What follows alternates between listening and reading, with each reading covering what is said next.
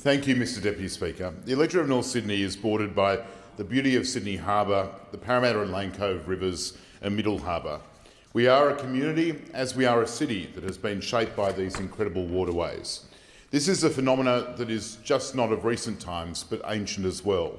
The harbour was to have a profound impact on the Indigenous peoples who occupied its foreshores for tens of thousands of years, including the Camaragal and Wallamatical peoples who lived in the region partly covered by my constituency.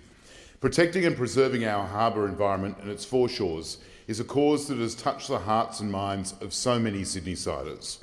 Residents of my own electorate today and for so many generations have a long and rich history of defending our local environment. It's something I've always championed, both as a federal MP, but also during my time as a local councillor and also as a resident. Today, as a result of the foresight and actions of so many residents, much of my electorate is fringed by beautiful parks and bushland, the value of which was rediscovered by many during the lockdowns of 2020. In my own neighbourhood, I never cease to be awestruck by the beauty of places like Balls Head, so close to our great CBD, but yet a place of nature and tranquility. Our efforts to protect our harbour foreshores continues as new opportunities arise. Just last week, for example, the New South Wales Government has made important decisions which will enhance our foreshores. I want to congratulate my state colleague, Felicity Wilson, the member for North Shore, on the announcement that private land has been acquired in McMahon's Point to expand Blues Point Reserve, one of our city's great vantage points. And also last week, the New South Wales Minister for Heritage, Don Harwin, announced the heritage listing of the coal loader in Waverton, which North Sydney Council has transformed into one of our area's most popular and precious sites. At the federal level, I have long been a supporter of the Sydney Harbour Federation Trust. In an earlier life, I was proud to have a role in its establishment by the Howard government.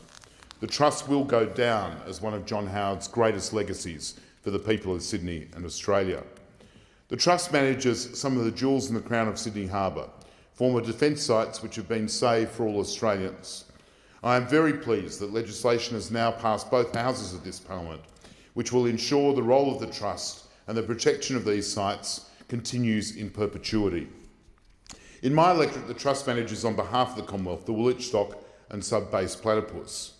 Last week, with $10.4 million I worked so hard to secure, the Trust was able to announce the final plans for the creation of a new park at sub-base platypus.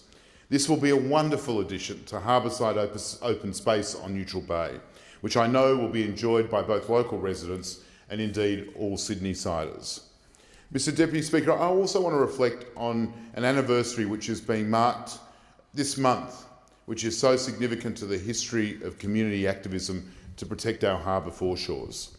It was 50 years ago that a group of 13 women from Hunters Hill accomplished the seemingly impossible by enlisting the BLF and its Secretary Jack Mundy to institute a green ban on proposals for the development of an area that is known as Kelly's Bush. This was an unlikely alliance between largely Liberal voting women from one of our most prosperous suburbs in Sydney and what was a radical and militant group of unionists. Yet their actions would go down in history, and most importantly of all, save this incredible area of bushland on the Parramatta River in Hunters Hill. Led by Betty James, 13 mothers came together to form a group that became known as the Battlers, to fight proposals which would have seen this place of beauty developed into high-density housing, including 8-storey apartment blocks. It took the Battlers, in fact, 13 years to achieve their goal of saving Kelly's Bush, but they never gave up. That spirit of determination and perseverance has inspired thousands of others, not just in Sydney, but in fact across the globe. Such was the attention their actions attracted. One of our local journals, The Village Observer, recently wrote that those women, and I quote, organised campaigns, protests and courted the media over tea and homemade baked goods. Their well-mannered, conservative and relentless approach was impossible to ignore. Today their work is continued by the Friends of Kelly's Bush, supported by Hunters Hill Council and indeed the entire Hunters Hill community. It is an anniversary that should be marked for its enduring legacy, not just for local residents, but for all of those of us who love and value our great harbour. We are in the debt of those brave, determined women and all they achieved for our city.